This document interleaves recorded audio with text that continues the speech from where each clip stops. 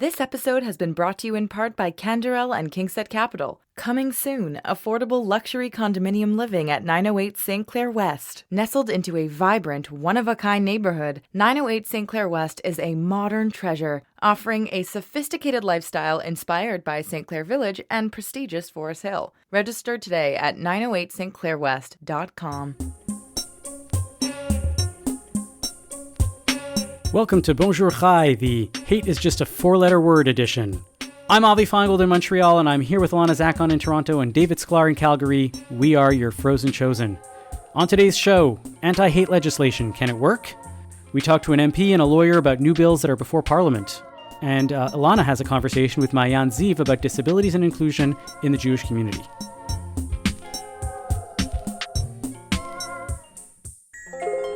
Ilana, David, how's your week been? You know what? Things have been better, I feel like, since the world reopened in Toronto. Because Toronto is the center of the world now, apparently. So it's nice to actually get out and do things and not feel like a hermit. I walked by the truckers the other day. It was strange. It was not on purpose. I just was walking on Shabbat, and there was a bunch of cars honking, and I saw like a girl sitting with her dad in the car. And I was like, wow, I wonder how this girl is going to take this memory in later in life. But if they were the cars, they weren't truckers. No, it was a truck. She was just in the front. Did I say car? You said cars. Well, they are cars. They're trucks. I was going to point out the fact that that this is not really about truckers anymore. This is about like people that are protesting in some amorphous way, and it's. So is this girl getting schooling while in the truck while she's away from it, or is she like being like truck schooled right now? Honestly, maybe. That's possible. Zoom schooled in the truck. That's a lot of layers. I mean, Ilana, you talk about freedom in Toronto, but like we have been living more free than anyone else in Calgary. We got rid of almost all of our pandemic measures. You don't need a QR code anymore to enter a restaurant. You do have, kids as of Monday will no longer have to wear masks in school. So I'm just breathing in that beautiful freedom air in my nostrils. How's Montreal, Avi? Montreal, well, there was announcements about the pathway to opening things up with, if all things go well, by March 14th, which is, I guess, 2 years and a day after everything started, that things will be mostly fully reopened by that point. Apparently, house restrictions are completely over, and we're supposed to judge for ourselves our own level of risk and tolerance. Clearly, this is just in time for Super Bowl Sunday.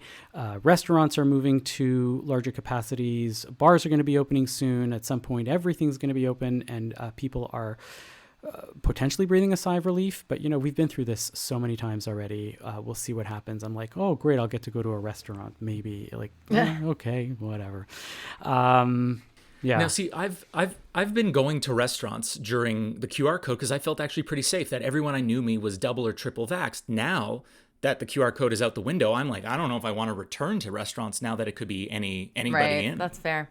You know what I'm really excited for? When we don't talk about COVID anymore on the show. I was just thinking about this, that like every week when we chat, it's just about restrictions and this and that.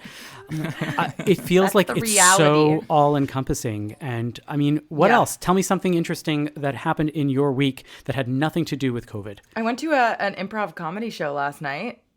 It was like actually the first time probably in the entire pandemic that I went with a group of people. They just reopened the theaters here, and I've gone a couple times to this show with like one person, but not with like a whole group, and it felt like normal. Like you have to wear your mask inside and everything, but it was super funny. It's called Nice Time at the Comedy Bar on Bloor and Ossington in Toronto.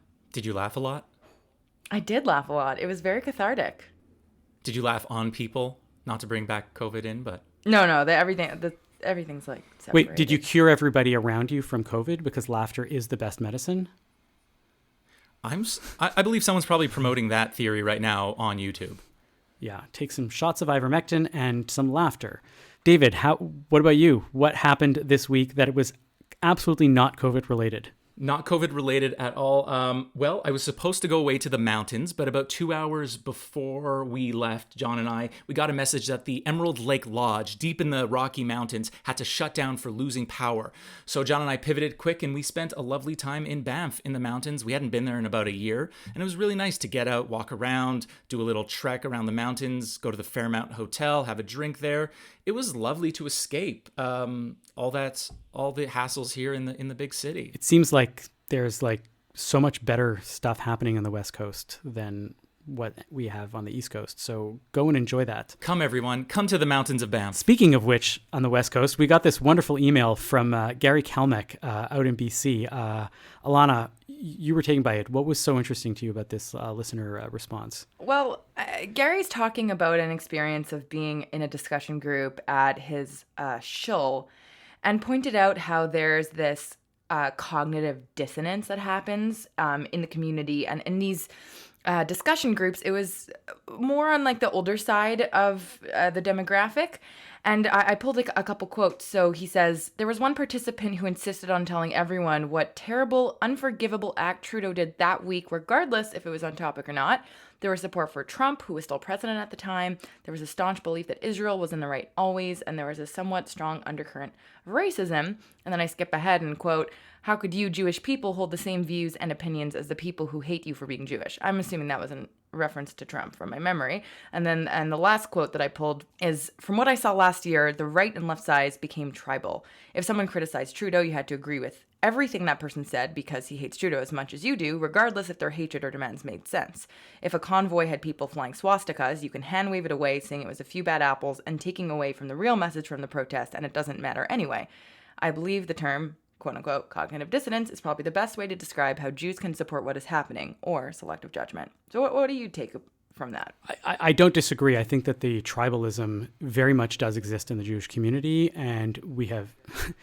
and it's 100%. For the worse, simply because we have forgotten the value of the people on the other side. You know, I was having a drink with a friend last night, not in a bar, in their home, and I was sharing something, and you know, this is a big belief of mine. This is like something I should write a bigger paper about, although I don't know if it's my idea or if it's other people's ideas that have seeped in.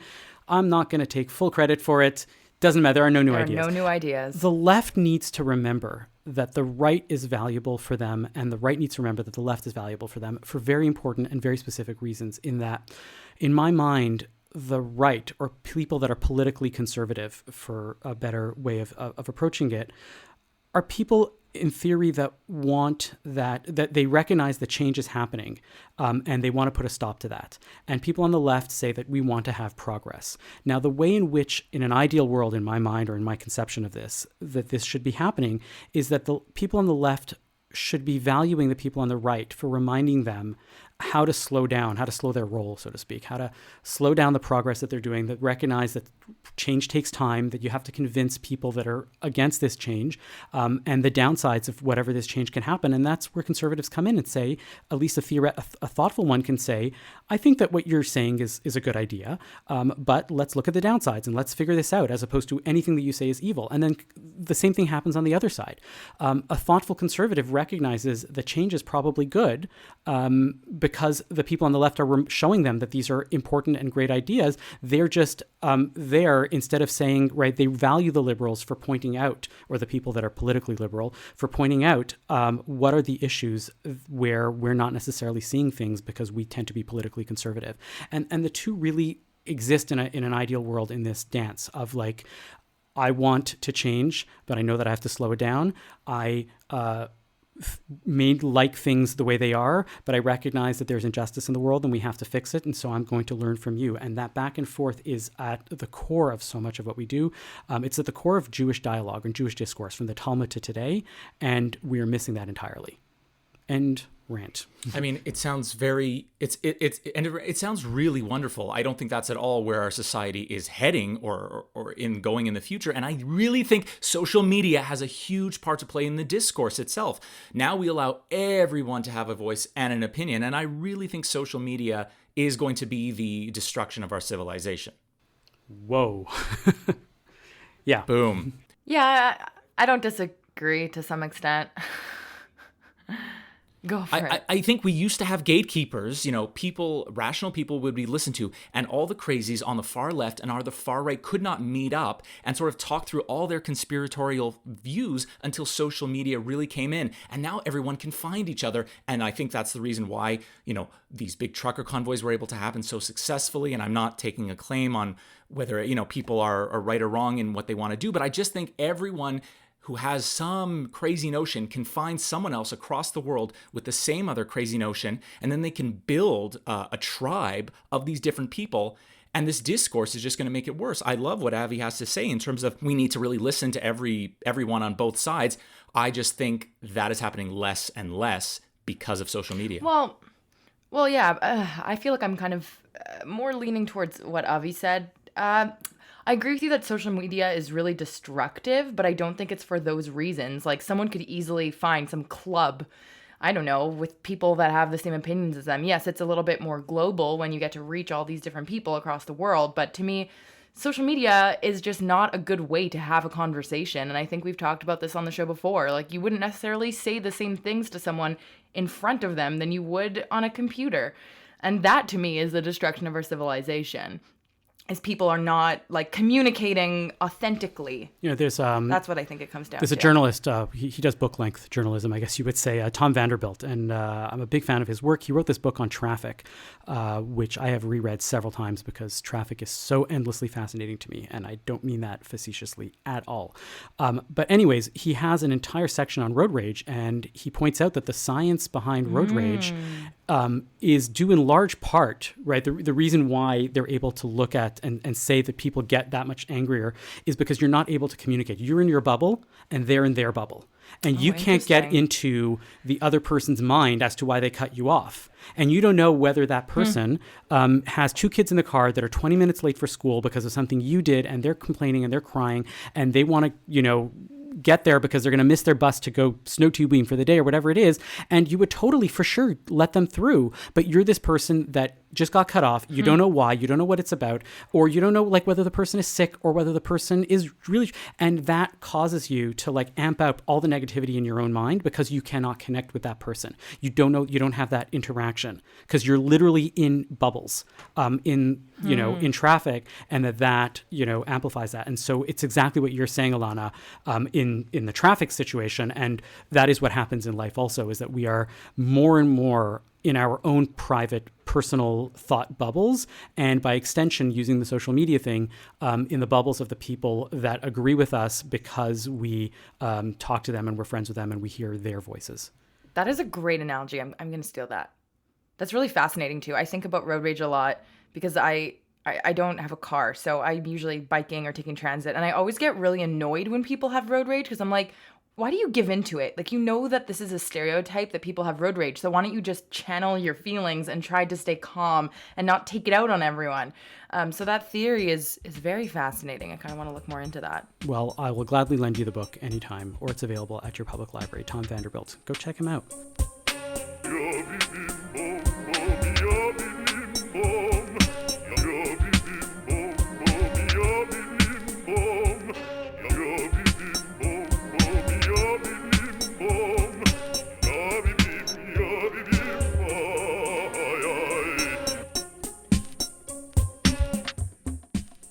Today's episode is brought to you by our sponsor, Atelier Lou Bijouterie in Montreal, Quebec. Atelier Lou specializes in watches and custom designed jewelry along with a curated selection of designer jewelry. Visit us online or in person and Eric Goldberg will help make your jewelry dreams come true. Atelier Lou is offering a promo code for all Bonjour High listeners using BON18 at checkout for 10% off your order at atelierlou.com. In the wake of a multitude of hateful displays seen at the truckers' protest in Ottawa, two private members' bills are currently in the House of Commons seeking to legislate hatred. The first, from Peter Julian of the NDP, would prevent anyone from selling and displaying symbols that promote hatred. This would include swastikas and other Nazi symbols, as well as flags from the American Confederacy and other symbols of the white supremacy movement. The other, from Kevin Waugh of the Conservative Party, would prohibit Holocaust denial in any public forum. There's also talk from the Liberals of a revised version of Bill C-36, which died while still on the floor when the election was called last summer. Joining us to discuss his bill is the Member of Parliament for Saskatoon Grasswood, Kevin Waugh. Kevin, welcome to Bonjour Chai. Good to see you, Avi, and looking forward to discussing the new bill that I introduced on Wednesday in the House of Commons at C-250. Can you give us some background on the genesis of your bill? Well, it's an interesting bill, as you know, because we already have hate speech legislation in this country. So, we've really mirrored that towards the hate speech, and the public incitement of hatred is really written into this bill, as everybody knows. So, we have, and there's been some concern when you bring out bills about free speech. We have all the safeguards in it. We have all the defenses. So it really does kind of mirror the hate speech that is previously in the criminal code. But this one will really zero in on the Holocaust denial. Now, why would you specifically care about that and not look towards being more expansive the way that, let's say, Mr. Julian's bill is, and be against various other forms of hatred as well? Yeah, very good question, Avi. I passed, this is my third private members bill. So when you go into the private members list, I've learned the first one I did in 2016, it was too broad. It failed. The one last year was single event sports betting, and it was specific to open it up here in Canada. It passed. And I've learned when you bring private members bill, if the bigger the scope, you're not going to get it passed. There's always an issue with in committee with bills that are complicated. So the simpler you make the bill, the better off you are. In this case, it will be the Justice Committee, and then we'll see if we can move it out for a vote after that. But I have learned in the 6 years as a member of Parliament, make a private member's bill very simple. Be specific with it, and I have with this one, the Holocaust denial. So I was reading through your bill, and in it you said that anyone who promotes anti-Semitism other than in private conversation would be considered guilty. And I was curious if, let's say, being on your computer, you're in a private chat or on social media, would that also be considered private conversation? No, I don't think so, David. I think what we've seen in this country, we've had some school issues, as you know, even way back in 1984 with the Jim Keekster trial in Alberta. And we've seen recently the former teacher in Timmins, Ontario. I think that's what we're trying to stop here is, the teaching of it, in this case, the hatred, public forums. So this legislation, I think, is really designed in that. So me and you can have the talk as we're doing right now. I don't think there would be any incitement to that, but I'm really worried in the public forum as we move this out where this would go.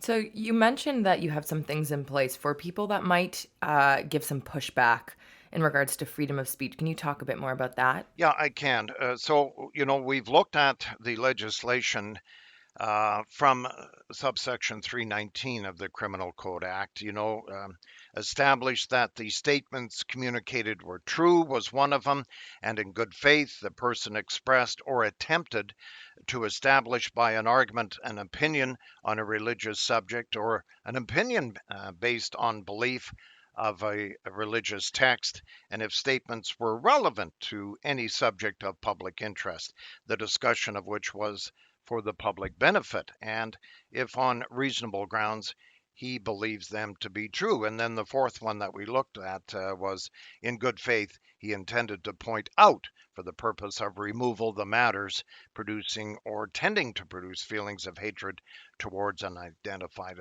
group here in the country of Canada. So that's what we've done. This a little bit widens the scope, but at the same time, Ilana, I think this country needs this, especially what we've seen in this country in the last 2 to 3 weeks. So I'm curious, actually, are you, because I know that the Conservative Party was vociferously against the what was perceived as the anti-Islamophobia bill, or in the past. Would 103. You be very eager, or would you encourage some of your colleagues to be very eager to propose anti-Islamophobia legislation that would be narrowly focused against the Islamic population in Canada that is also the victim of hatred in a very similar way? Or is there still reason for the Conservative Party to oppose anti-Islamophobia measures? Yeah, I would think the latter, to be honest with you, Avi. I was in that committee back a couple of years ago on heritage. I subbed in 2 or 3 times. That there's an example what we're talking about where you get the broader range of this, and then the bill, it was just a motion brought forward by the Liberals back then. But the gravity of the Holocaust is enormous, and that's why I brought the bill out. That was part of the reason I talked to you guys before. If I can just pin it down to, in this case, the Holocaust denial of the 40s, and educate people on this. I think this is the other reason I brought this out. I've got two adult children now, and they're both teachers. And one of them went to Krakow uh, and really enjoyed herself over there. And it was a real education that I think that we need as Canadians. We're going to lose, if we haven't lost already, everybody from the Holocaust. But the March of the Living really in our family was a great moment for my daughter. She went over there, Bill Glide and Max Eisen, and we brought them to Saskatoon to do teachings in the collegiates in our city. And I was there, and we can't forget about this. And this is part of the reason I brought the bill out. We need an educational component to this. And we're not getting that educational component. And it scares me because I used to be a school board trustee for 10 years. And so once, we forget about the Holocaust, and then what? I mean, this is history. We need to, whether you like it or not, we need to look what went wrong, learn from it. And that's part of the reason I did Bill 250. Yeah, I guess part of me, I have a hard time understanding or squaring away the issue that if you're not willing to create some sort of legislation against white supremacy or against Islamophobia or other forms of hatred in Canada, I understand that the idea behind it being narrow. And look, it's important. I'm not saying that what you are doing isn't important.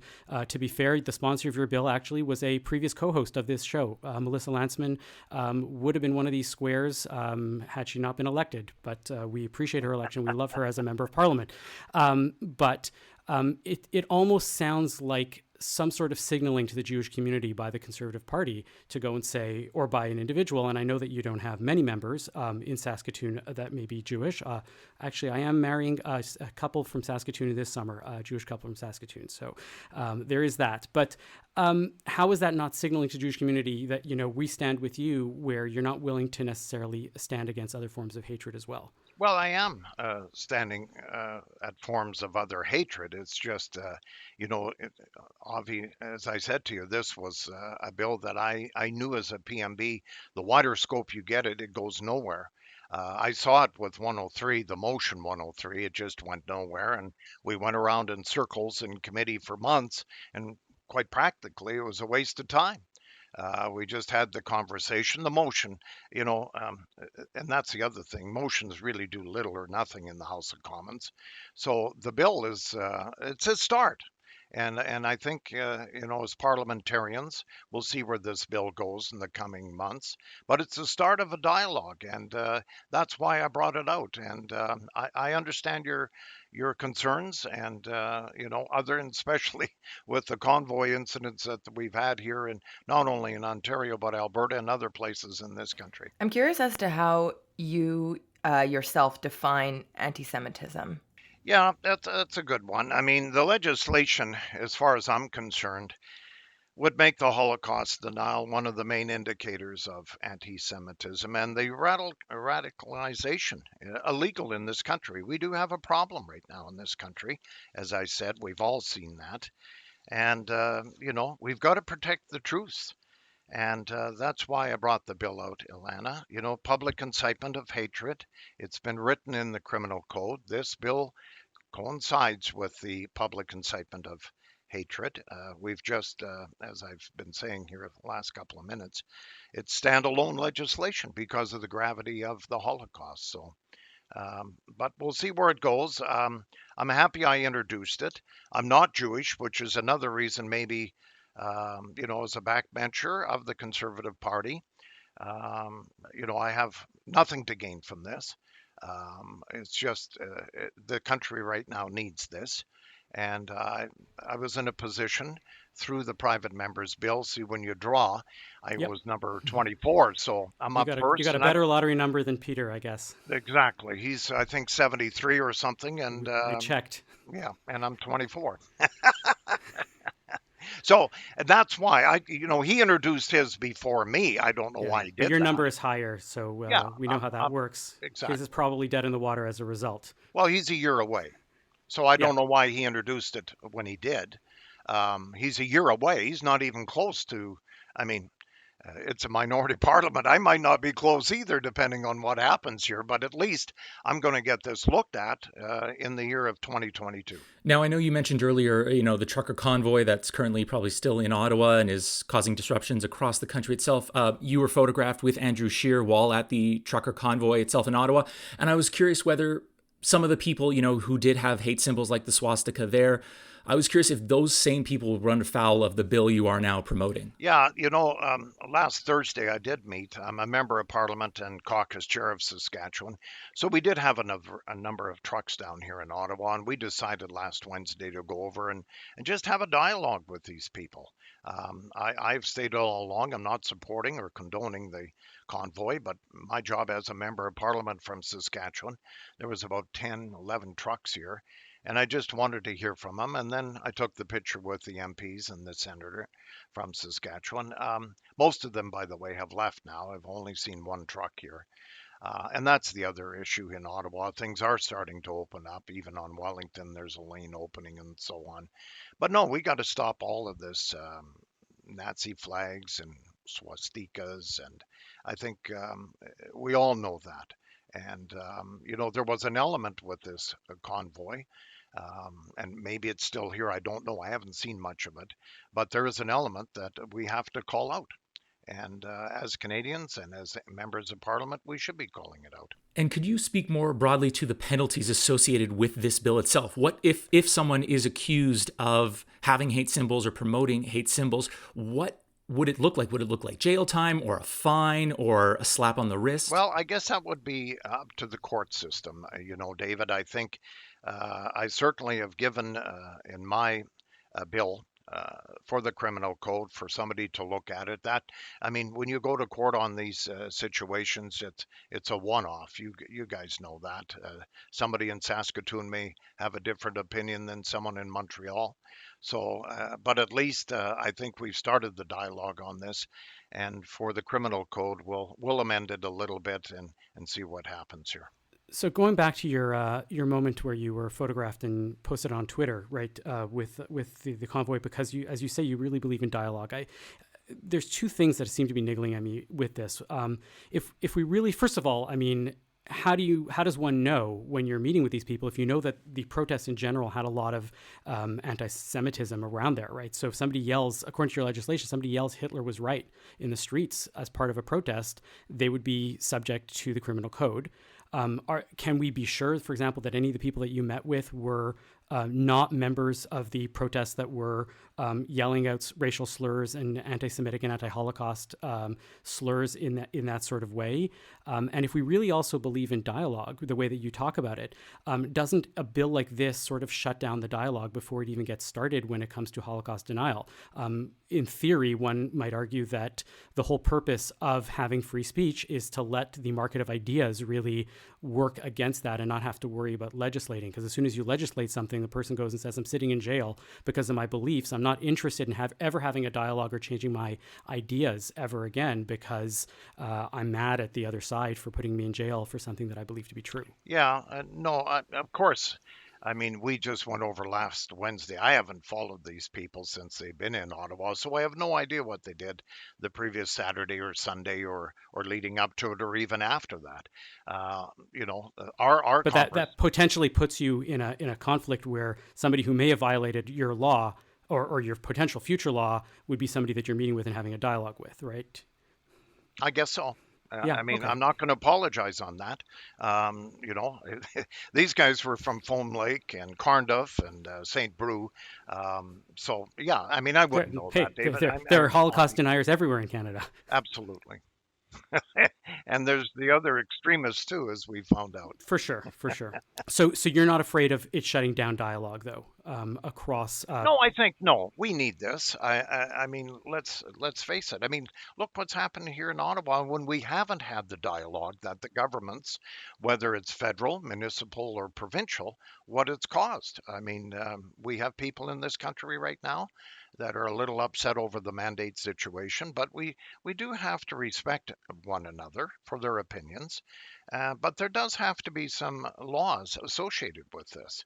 And we're seeing that now that, I said yesterday, I was scrummed in the media, what's your position today on the convoys? Well, it's always been they've they've said their piece. It's time to move on.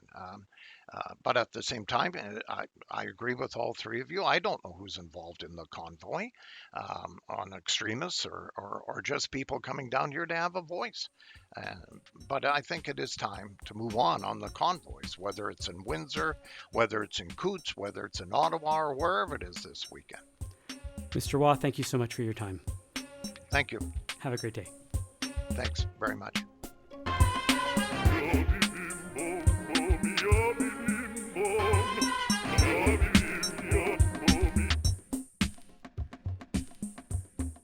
One of the things that seems to be confusing to many Canadians is the fact that anti-hate bills seem to contradict values of free speech and, according to some, even step into the realm of thought crimes.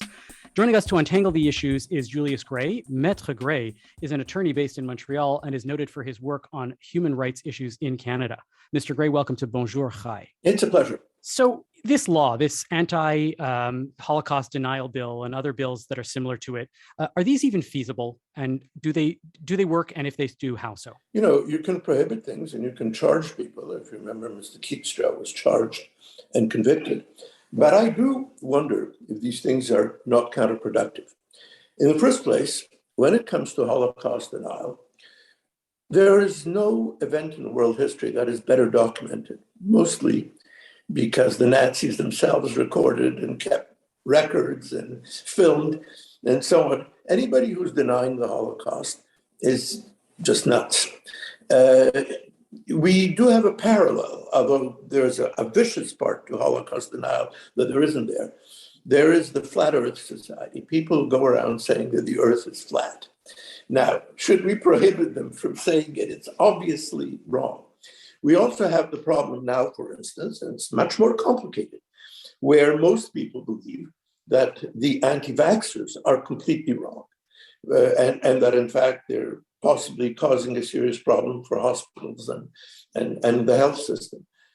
But is that enough to ban? Is anything gained by preventing somebody from saying something which is obviously false? In a case called Zundel, the Supreme Court held, it did deal with Holocaust denial, that false information is protected by human rights, by freedom of expression. And I wonder if it is not easiest to let people talk and simply to assume that most Canadians are not going to be seduced by it. I'll point out to you that there's no country that banned hate speech more completely than Tito's Yugoslavia. That's because they were sitting on a cauldron. They knew that there were all these nationalities that hated each other, and they really prevented that.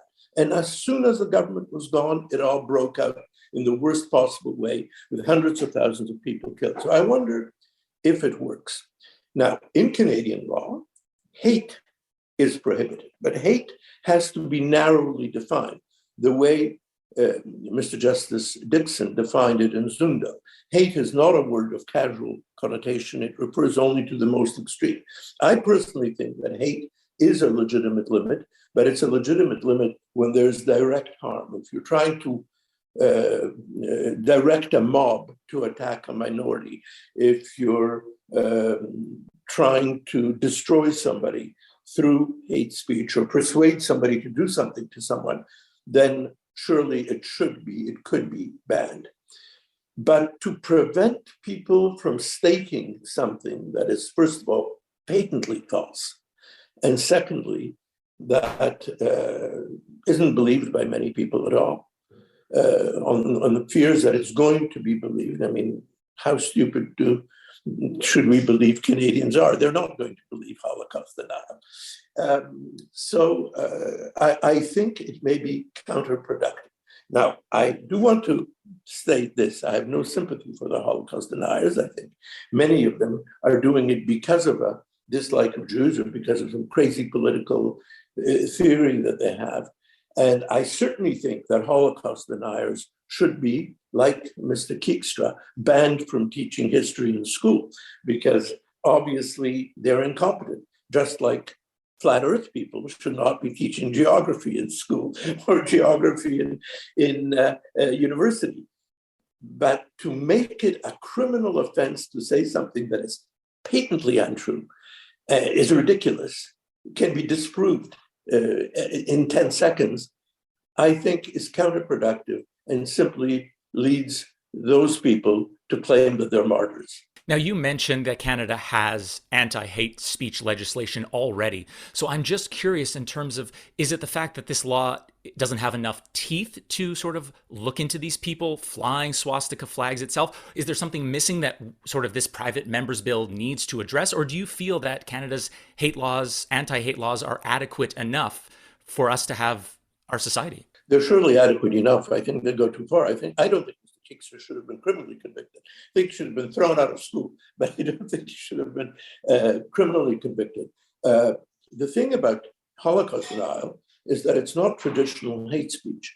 A person is not necessarily foaming at the mouth, screaming insults, or etc. He appears to be calm and saying, this didn't happen. There's no historical evidence of it. So it might not be caught by Mr. Justice Dixon's statement in Keekstra. Hate is only the most extreme. It may not be the most extreme. It may be something that would still be protected, and especially because of the Zundo case. But then I asked myself, should it not be protected? And I'll give you an example in Canadian history that shows you the danger of this type of law. Keekstra was convicted. Now, nobody's very sorry for Keekstra. He's obviously mad. He had a crazy idea that the Jews and Stalin and Hitler together did the Holocaust. He was a totally nutty individual. But Mr. Pelledo, who was the head of mogul of media in Canada, said, Jews take up too much place. I've asked my journalists not to consult Jews, not to interview as many Jews, etc. Mr. Pelledo was capable of doing much more harm than Keekstra. Nobody believes Keekstra, but Pelledo was an influential figure and said nothing happened to Pelledo. So you just wonder whether these laws aimed at extirpating this type of extreme and irrational, mad rant about obvious things is not counterproductive, does not threaten freedom of expression, because what if something is false? It's not possible in the case of the Holocaust, but there might be other things that other historical truths that could be upset, and doesn't do very much to anyone. The fact that somebody is denying the Holocaust will not set off a chain reaction of people questioning. So let's just entertain this idea that the bill does go through and becomes a law. Let's just say in a hypothetical reality. How would that even be enforced? How could you prove that someone is a Holocaust denier and find these types of people? The person might publish, the person might state in public, and there would be recordings or witnesses, etc. It's normally a matter of evidence. What I think would happen in a trial is that a person would challenge the validity of the law. They'd probably lose, but might win. That Mr. Justice Dixon's justification of the most extreme doesn't include peaceful and seemingly neutral Holocaust denial. That's just madness. I think so. There would be a constitutional debate, but I do not think anybody will benefit from that law. And ask yourself this question: There may be all sorts of people who don't like Jews. Maybe all sorts of people who don't like French Canadians. I mean, I see graffiti all over the place in Montreal. Just fairly unpleasant, anti-French, anti-English, anti-Semitic, anti-anything, and anti-Muslim, and it's awful. I do not hear, I've not met a Holocaust denier in my whole life. I think you might count them on the fingers of one hand in Canada. Who will benefit from this law? This law seriously, I think, imperils civil liberties, because we live in a time when people, there are official truths proclaimed, and questioning the truths might get into problems. I'll give you an example. It is generally believed and said by all universities that all sorts of things women went through in the 18th and 19th and 17th century were the result of government by a patriarch. Now, I think it's possible to argue there was never any patriarch. Who elected it? Who named it? Etc. Is somebody going to say that's hate speech or that's gender discrimination, etc.? It's not at all. I mean, I'm a fervent believer in equality of men and women. I would fight for it, but I think you could question that. So the problem is Holocaust can't be questioned, not seriously, not in any way. But wouldn't the precedent from this allow you to prosecute people who are not preaching hate but are simply asking questions, or somebody who writes a book saying the American South before 1865 was not all bad? There were all sorts of things about it that were terrible, but it wasn't the sort of hate thing that's now being described. Is that going to be hate speech? I don't think so. So what strikes me about the law about Holocaust deniers is this, and I would sum it up as follows. Holocaust denial is seriously impossible. It's just totally ridiculous. Nobody believes that, except maybe 3 or 4 nuts in Canada. They have no chance of gaining support. They do not succeed in eliminating more serious things like Mr. Pelladeau's remarks. And the law might lead, if the present political correctness continues unabated, to restricting discussions of history about all sorts of issues, gender, race, anti-Semitism. What if somebody wrote what Karl Marx wrote in the 19th century, that Jews should assimilate? Is that hate? I don't think so. I think you might dispute it, but it's not hate. In the end, I don't see that the law is useful. If I can pivot just a little bit, because you brought up, graffiti and other non-Nazi or non-Holocaust related symbolism, there is another private members bill. To be fair, it's almost certainly to fail because of where it's at in parliamentary procedures, that seeks to ban the sale of any sort of hate symbols as well. And I know that other people have brought things up in this way as well. How does that even work? Is that something that is more viable, less viable? The idea that, well, you shouldn't be able to sell something with a swastika on it, or any sort of Confederate flags and things along those lines, that you're allowed to own them, but I don't know what that means in terms of making them versus selling them versus giving them away. What do we make of laws like that, or proposed ideas like that? I think they're also grossly excessive. And you came up with the reason why. The swastika is very special. It's awful, and people shouldn't use it right now. It used to be a symbol of other things in Iranian mythology, but now it's been forever associated with Nazism, and it's horrible. Confederate flags, is that hate? I don't think so. It's been used all over the place, and it's used in movies, and it's used in all sorts of things. I think we're just basically not trusting Canadians enough. 99% of Canadians, 100% of Canadians practically, know the Holocaust took place. Just about everybody knows that slavery was awful and dreadful and should not ever recur again. And there is some slavery in the world today, but we have to work to abolish it, and traffic in women and so on. The danger from a Canadian saying something like that, I know people always say one person says it, then 2 people say it, and then it's too late. Nazism didn't happen because Hitler said it and nothing happened to him. Nazis happened because there was a deep-rooted economic and social problem, and there was a hate that had lasted centuries.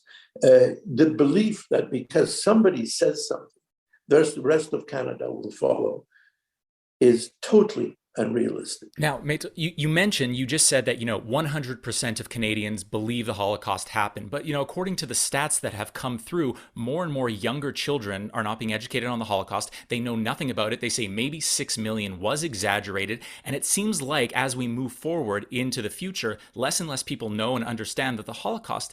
And for me, what I do want to focus on is social media itself. That, as you sort of said, you have one person talking about the Holocaust, denying the Holocaust. It has a ripple-on effect, and now it can really spread like wildfire in the social media landscape. That first person is, in a sense, lighting a fire, and that has led to certain genocides, like the Rohingya genocide, where some people state very quickly on social media within a few days that, oh, these people are doing this, and we have to protect ourselves. But don't you think in our new social media landscape, that just saying these things, while maybe not hate speech, according to you, can really set a dangerous precedent? I think the other side is even more persuasive, that preventing people from saying it will restrict all sorts of speech and put people in a situation where the past can never be questioned. When you say that young children don't know about the Holocaust, or that people know less and less and could be persuaded by this sort of thing, what you're really telling us is that we're failing in the teaching of history. Well, that may be true. But to suggest that people actually have heard about it, and because of anti-Semitism, don't believe that it's their anti-Semitism, don't believe it's true, that's not so. What there may be is a certain degree of ignorance. And therefore, we should be working the other way. Instead of spending our time prosecuting a couple of nuts across Canada, we should be spending our time giving conferences, discussing what happened, comparing the Holocaust with the Rohingya, Rwanda, showing that there's something in the human being, human psyche, that is very frightening and very ugly, rather than not discussing it, putting our head in the sand, the way Tito did, because he had no choice, because there were so many groups and they hated each other so much. So he tried simply to repress it. But look at what a disastrous effect. The Yugoslav civil war of the 1990s was hundreds of thousands of lives, the only place in Europe where this happened since 1945.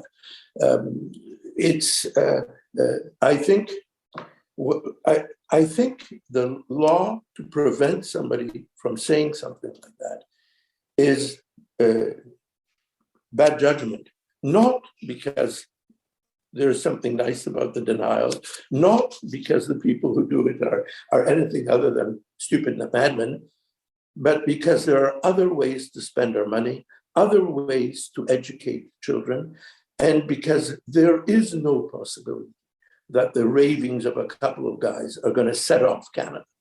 So in your, if you were a legislator at this point, as opposed to on the other side of the equation, what would an ideal set of laws in this sphere be, if any laws at all? Or do you think that any sort of protections or any sort of discussions around legislating hatred, legislating language or speech or anything like that should be done? I think much of what should be done is in the field of education. Now, of course, we realize right away that if we're doing that in Canada, then it's mostly a provincial concern. The provinces should be making certain that history courses are complete, that they're not simply addressing current issues that are presently important, that they teach children the important issues about the past. The federal government can assist because there is a federal power in organizing conferences and in having debates.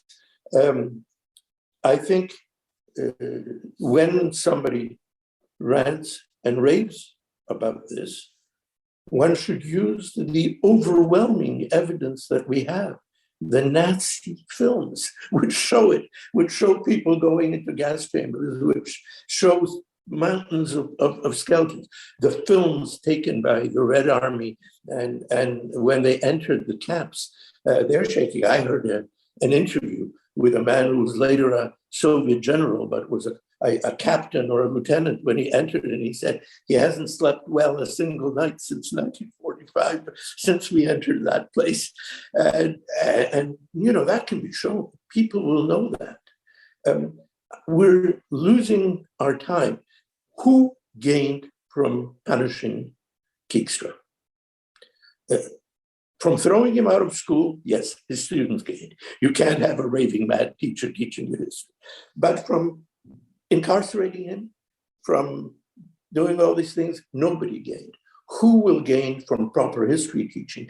Who will gain from freedom of expression so that other issues, such as the South or the patriarchate or assimilation versus identity, can be debated fully without fear? Everybody will gain. So once again, I understand the good faith of the MP who's putting this forward, but it seems to me to be putting Canadian money in the wrong place. Put it in education and discussion. You have a free discussion of the Holocaust, for instance, no doubt what happens. The side describing it will have everybody in tears within 5 minutes, whereas the not denying it will be laughed out of there. Similarly, for all the other things, restrictions on freedom of expression, in my view, are only possible or reasonable when there is a direct and immediate harm. Screaming fire in a cinema, telling a mob to go to a mosque or go to a synagogue and do something. Things that immediately arouse hatred, danger, attacks on individuals. Forbidding discussion of theoretical topics is useless and at times dangerous because you'll catch things that should be the subject of discussion, not Holocaust denial. Maître Grey, thank you very much for joining us on Bonjour Chai. It's a pleasure.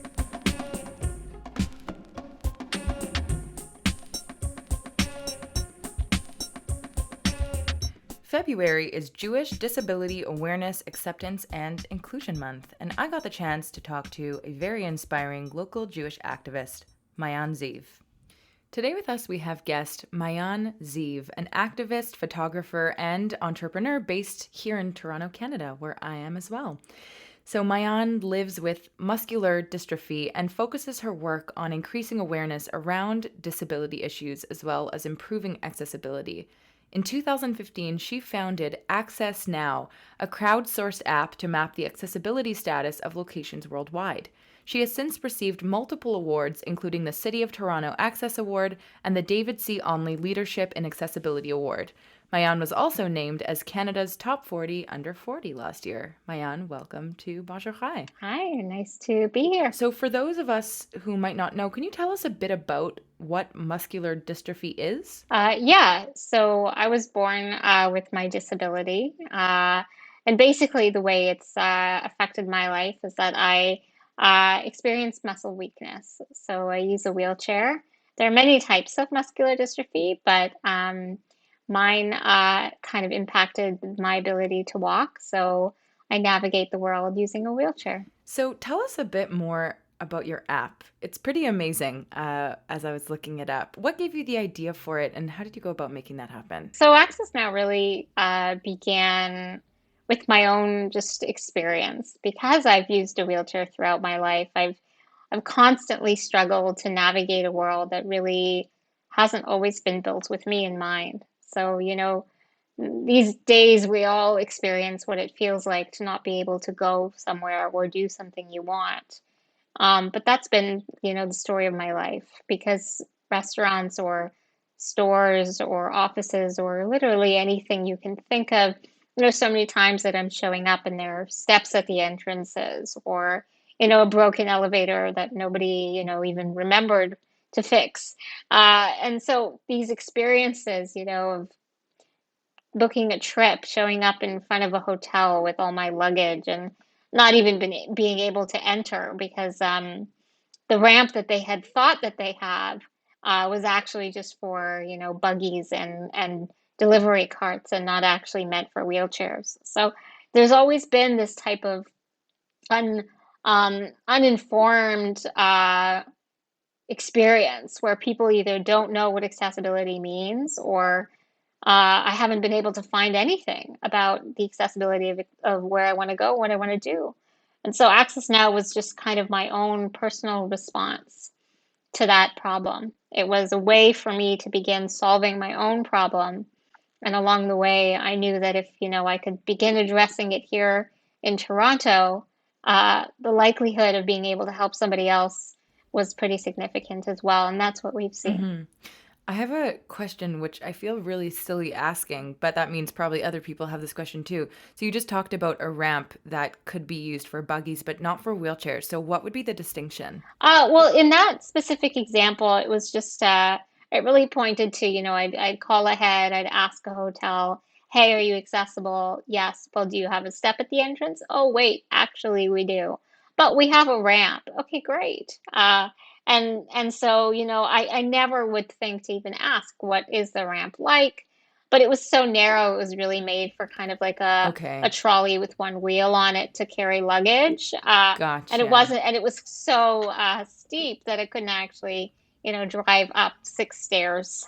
Okay. So it wasn't really a ramp, but it just kind of points out that even when people have the best of intentions, unless they really know what to look for, there can be some pretty significant gaps in understanding about what accessibility includes. On that note, where do you feel like there are other gaps in a more, let's use the word mainstream understanding, or like, maybe that's not a good way to look at it, but the wider world, where do you see the problem lies?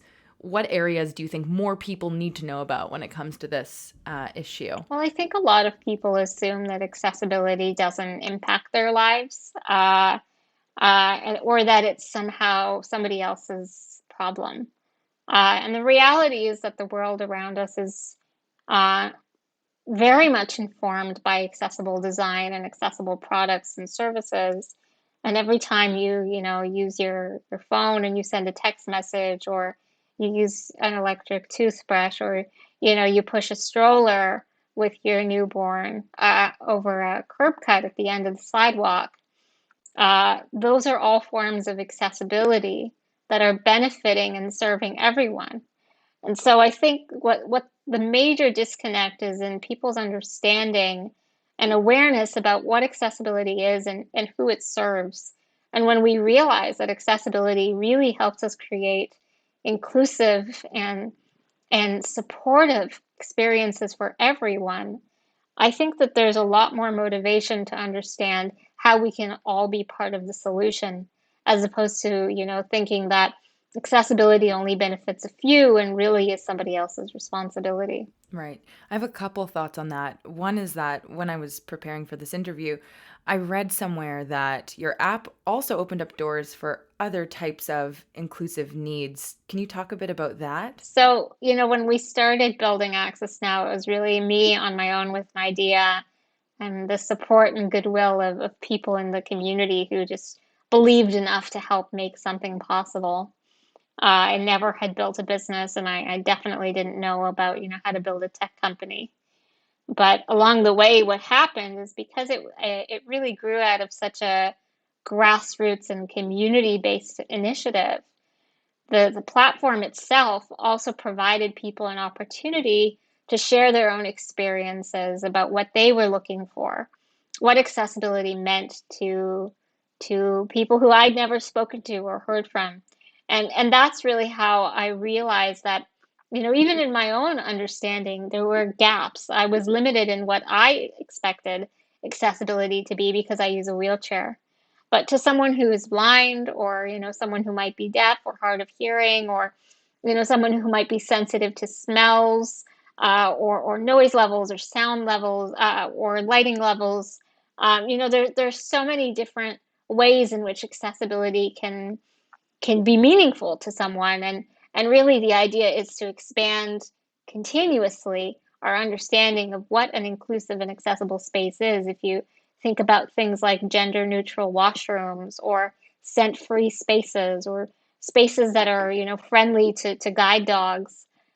These are things that I definitely wasn't thinking about in my own understanding of accessibility. But as we've grown the company, we've also grown our definition of what accessibility includes. Mm-hmm. So the second thing that I wanted to bring up was I saw a tweet that you'd put out, and I'll quote it here. Why do people assume disability issues are charitable issues? I'm not looking for a handout. Changing the financial bias associated with disability is critical to changing the way we value accessibility within our economy. And that really made me think, because I think it's true growing up, especially in the Jewish community, there is like this kind of lens of, oh, this is a charitable thing, make a donation and do this type of work. So how do we make that change happen? Yeah, it's definitely something I think a lot about. I remember, when I started building Access Now, people assumed it would be a charity. And we built a tech company like any other. It is a business. And I think it's important to recognize that you can, be committed to both profit and purpose at the same time. And that in some ways that actually helps create more significant or widespread impact. And so I think, when we talk about accessibility, recognizing that when you invest in an accessible, let's say, storefront or an accessible website, or even accessible programming if you're hosting an event, including things like captioning or sign language interpretation. There are many ways in which accessibility manifests, as I've kind of alluded to.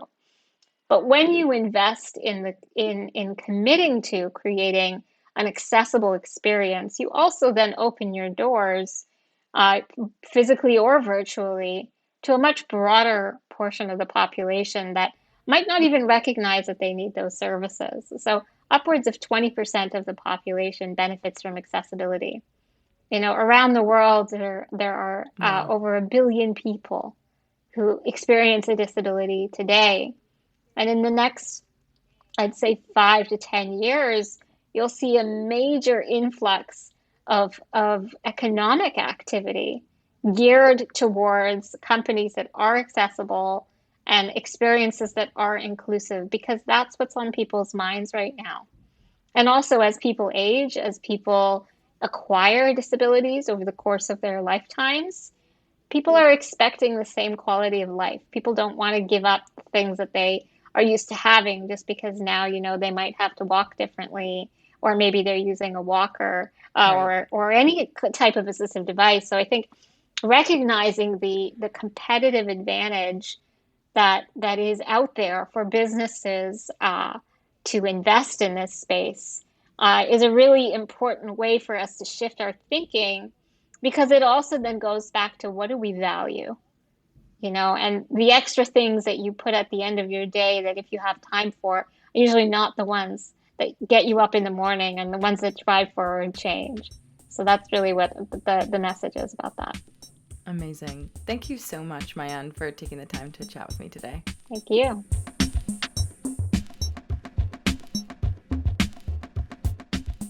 Now's the time in our show when we get to the nachas. What has been making us feel good about ourselves, Canada, Judaism, all those pieces together? Ilana, what's your nachas of the week? So my nachas is a very adorable children's book that came out this week called B is for Bagel. It was written by Rachel Teichman, or maybe it's Rachel Teichman, and the description is, from Asiago to Zatar and everything in between, B is for Bagel teaches the whole alphabet while introducing children to traditional and innovative bagel flavors. Vibrant photographs of each life-size bagel will make turning pages so much more fun.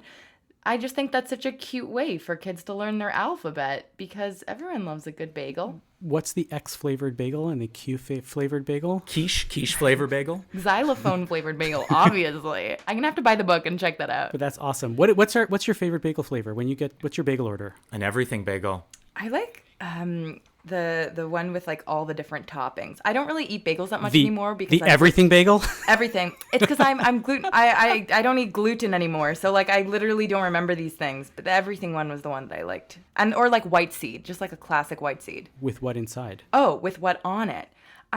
So when I was like, what's your total bagel order? My total bagel order.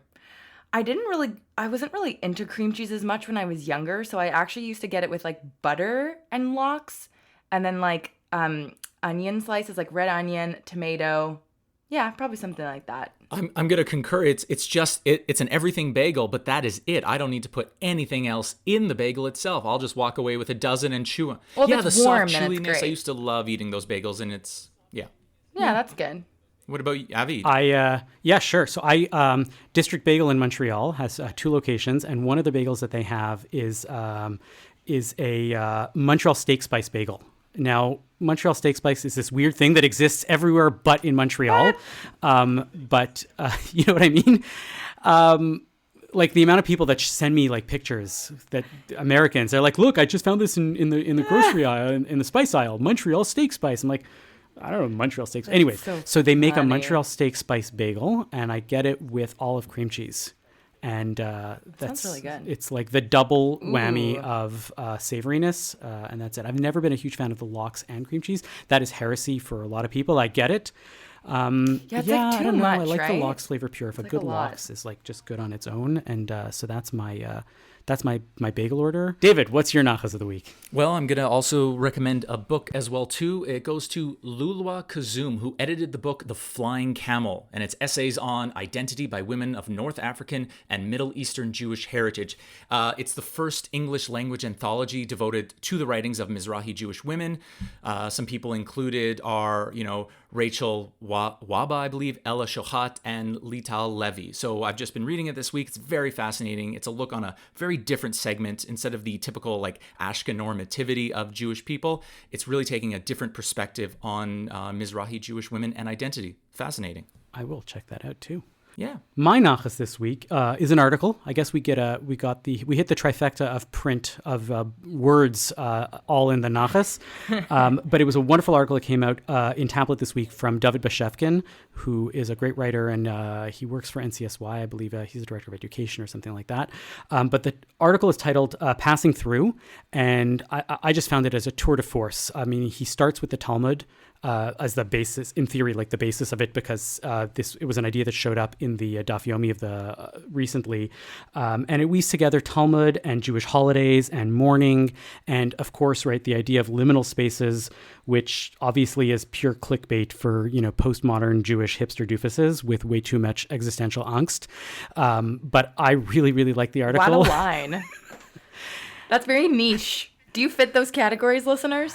All of them? I hope so. Those are our target audience lifting. No, anyways, it was a I great thought article. You said NCSI. NCSY, you remember the ones from the sweatshirt from the South American gang? Well, here's the thing. How could we forget? Maybe one of the podcast members doesn't know what that stands for, but was too embarrassed to bring it up on that week's episode. National Conference of Synagogue Youth. So I don't know if you did USY or B'nai B'rith or Nifty as a kid. Did you be involved in any of those at all? Youth group? Nothing? I did Abyssal of Hillel. But that's before. That's after. This is high school. What did I do? Like Camp B'nai B'rith? Was that a thing? Summer. BBYO? Did you do B'nai B'rith? Did you do BBYO? Yeah. So, BBYO. So this is BBYO, but from an Orthodox perspective, like being run from the Orthodox Union and run a lot of Orthodox synagogues. So he's their director of education internationally. He wrote this excellent article, really wove together so many different ideas. Liminality, that's the real clickbait word in that one. So go check it out, and we'll put a link to all of those in the show notes. Thank you for listening to Bonjour Chai for the week ending February 11th, Shabbat Titzaveh. Our producer is Michael Freeman. Technical production is by Andre Goulet. Our music is by So Called. And for this week, we have a special thanks to Etienne Ranville of the Boys in Shorts podcast for assistance on parliamentary procedure. We are a project of the Jewish Living Lab and are distributed by the CJN Podcast Network. You can listen to all our past episodes on our page at thecjn.ca/bonjour, and you can subscribe to the podcast and automatically receive all episodes on Apple, Spotify, or wherever you get your podcasts. Please do leave us a comment and a rating on the platform of your choice. And as always, you can email us with comments at bonjour@thecjn.ca.